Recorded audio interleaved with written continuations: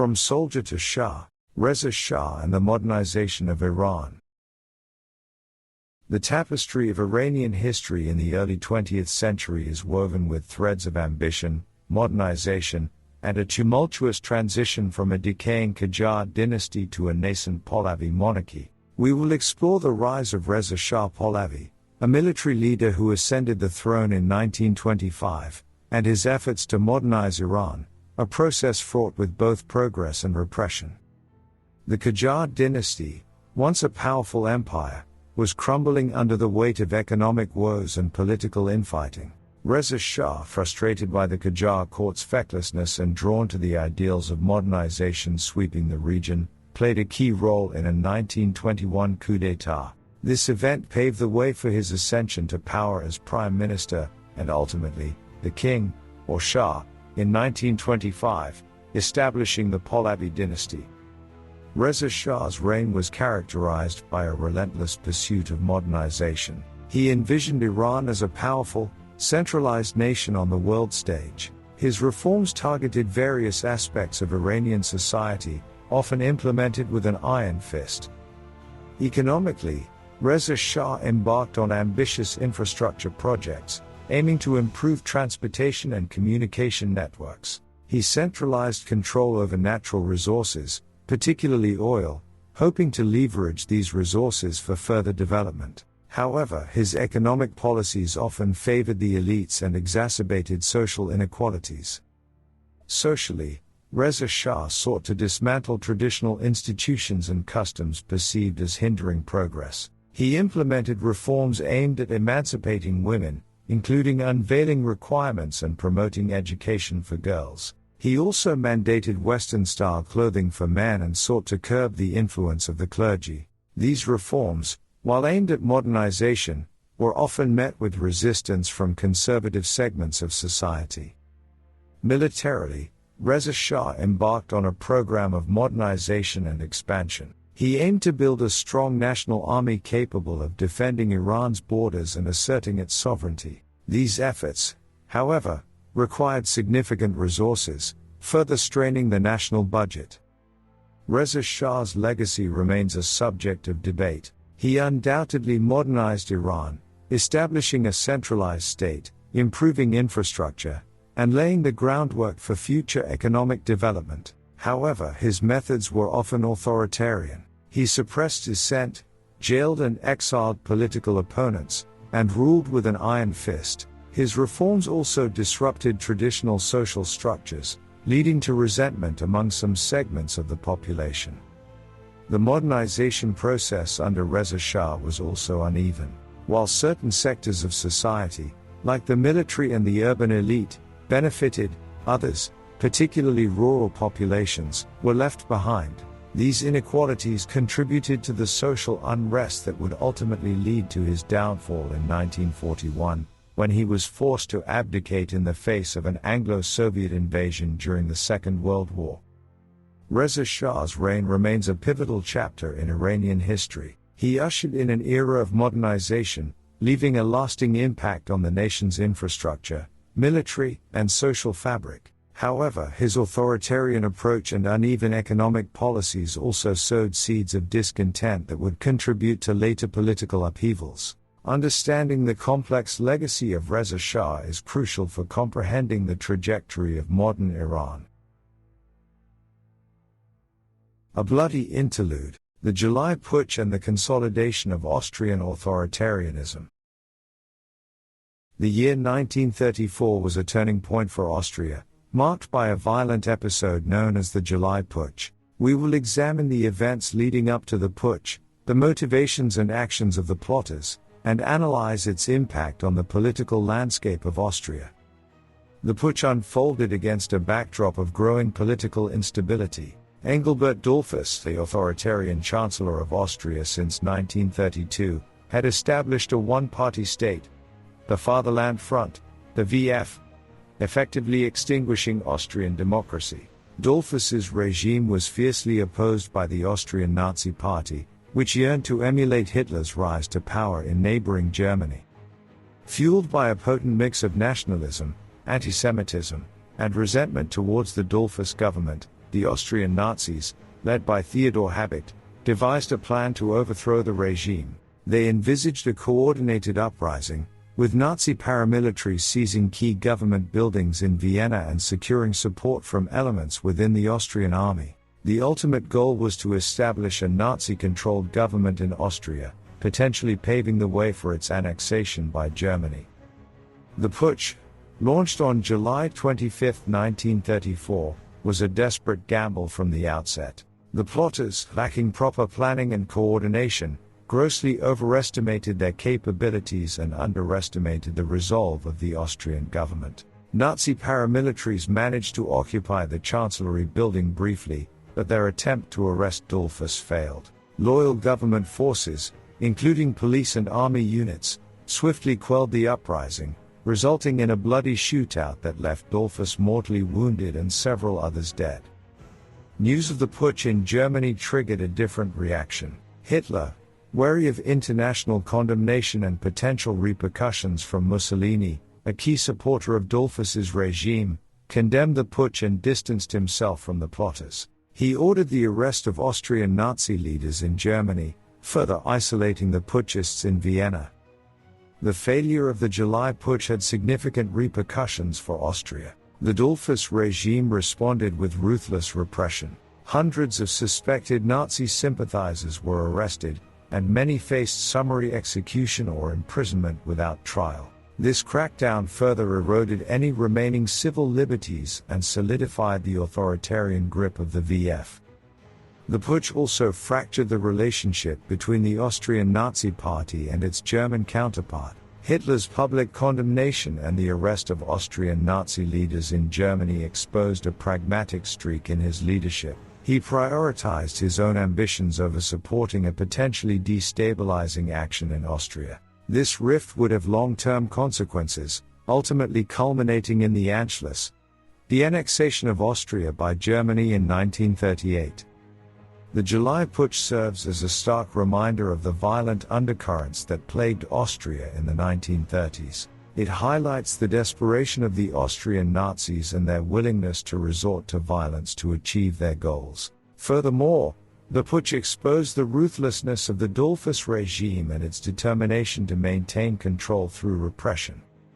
The July putsch, though a failed attempt at a coup, stands as a pivotal chapter in Austrian history. It marked a further descent into authoritarianism, paving the way for the demise of Austrian democracy and ultimately, the country's absorption by Nazi Germany. The putsch serves as a chilling reminder of the consequences of unchecked extremism and the fragility of democracy in times of political turmoil.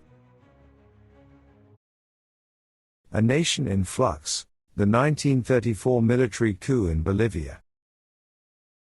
The year 1934 marked a tumultuous turning point in Bolivian history. Freshly scarred by the devastating Chaco War, 1932 to 1936, the nation witnessed a military coup d'état led by Colonel David Toro. We will explore the complex web of factors that led to the coup, examine the motivations of the military, and analyze the short-lived yet impactful regime of President Toro.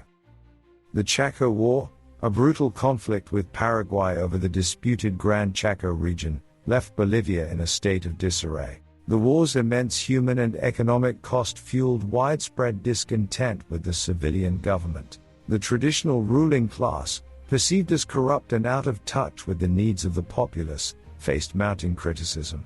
The military, meanwhile, emerged from the war with a newfound sense of self-importance, having borne the brunt of the fighting. Many officers believed they were best positioned to restore stability and implement necessary reforms.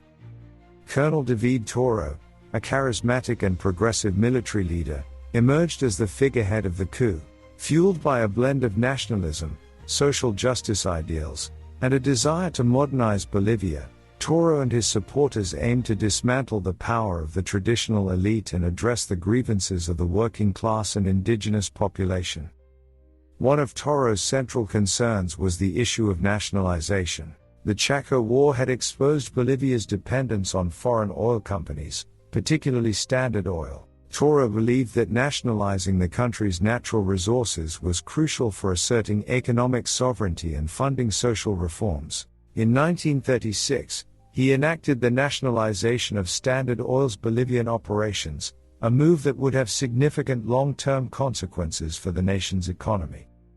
Beyond nationalization, Toro's government embarked on a series of social reforms. He aimed to improve the working conditions of miners and factory workers, many of whom had played a crucial role in the war effort. He also implemented limited land reform measures, aiming to address the grievances of indigenous communities who had long been marginalized and exploited by the traditional landowning class. Despite these efforts, Toro's regime faced significant challenges. The traditional elite, though weakened, continued to wield influence and obstruct his reforms. The military itself was not a monolithic entity, with factions harboring different political and economic views. Furthermore, the global economic depression further hampered Bolivia's recovery efforts. Toro's government ultimately proved short-lived. Internal power struggles within the military, coupled with economic woes, led to his resignation in 1936. He was succeeded by Colonel Herman Busch, who continued some of Toro's policies but also faced his own challenges. The legacy of the 1934 military coup remains a subject of debate.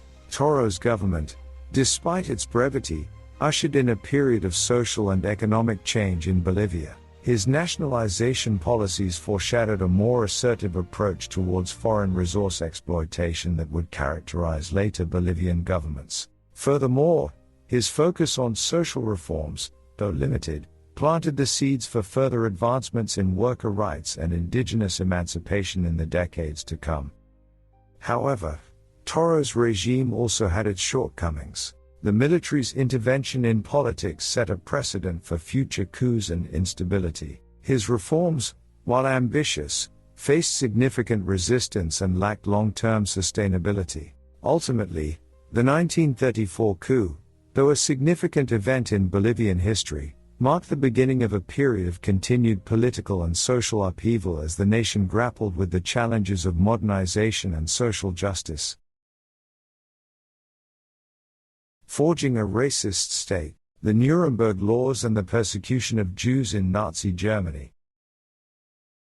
After the death of President Hindenburg in 1934, Hitler dissolved the office of president and appointed himself as the leader or Führer of Germany. Less than a year later, the saga reached a sinister turning point with the enactment of the Nuremberg Laws. This legislative package, unveiled during the annual Nazi Party rally in Nuremberg, formalized the persecution of Jews and established the legal framework for their marginalization and eventual exclusion from German society. We will delve into the motivations behind the laws, analyze their key provisions, and explore the devastating impact they had on the Jewish population. The rise of Adolf Hitler and the Nazi Party to power in 1933 was accompanied by a surge in antisemitism. Nazi ideology, steeped in racial prejudice, demonized Jews as a threat to German purity and national identity. This ideology fueled a wave of violence and intimidation against Jews in the early years of the Nazi regime. However, the Nuremberg Laws marked a deliberate shift from sporadic violence to systematic persecution sanctioned by the state. The Nuremberg Laws comprised two key pieces of legislation: the Law for the Protection of German Blood and German Honor and the Reich Citizenship Law. The first law prohibited marriage and extramarital relations between Jews and Germans. It also barred Jews from employing German females under the age of 45 in their households, a measure designed to further isolate and ostracize them. The Reich Citizenship Law established a two-tiered system of citizenship. Only those of, quote, German or related blood were considered Reich citizens, granting them full rights and privileges. The remainder, including Jews, were classified as state subjects with limited rights and no political participation. This effectively stripped Jews of their German citizenship, reducing them to a disenfranchised underclass. The Nuremberg Laws were not merely symbolic gestures. They had a profound and devastating impact on the lives of German Jews.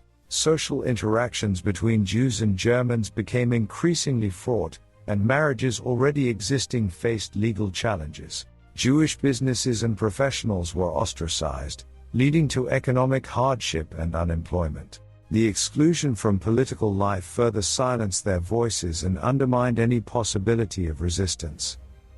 The enactment of the Nuremberg Laws marked a critical escalation in the persecution of Jews. They served as a legal justification for further discriminatory measures, paving the way for the implementation of the infamous Josiah Christian Decree in 1938, which excluded Jews from most professions. These laws also emboldened Nazi officials and ordinary citizens to engage in further acts of violence and intimidation against Jews, creating a climate of fear and oppression. The Nuremberg Laws were a pivotal step on the road to the Holocaust. By establishing a legal framework for Jewish exclusion and demonization, they normalized anti-Semitism and facilitated the escalation of persecution. These laws dehumanized Jews, paving the way for their eventual mass deportation and extermination. The Nuremberg Laws serve as a stark reminder of the dangers of unchecked prejudice and the ease with which legal systems can be manipulated to discriminate against minorities. They stand as a chilling testament to the barbarity of the Nazi regime and the devastating consequences of racial hatred. The legacy of the Nuremberg Laws continues to resonate today, urging vigilance against all forms of intolerance and discrimination.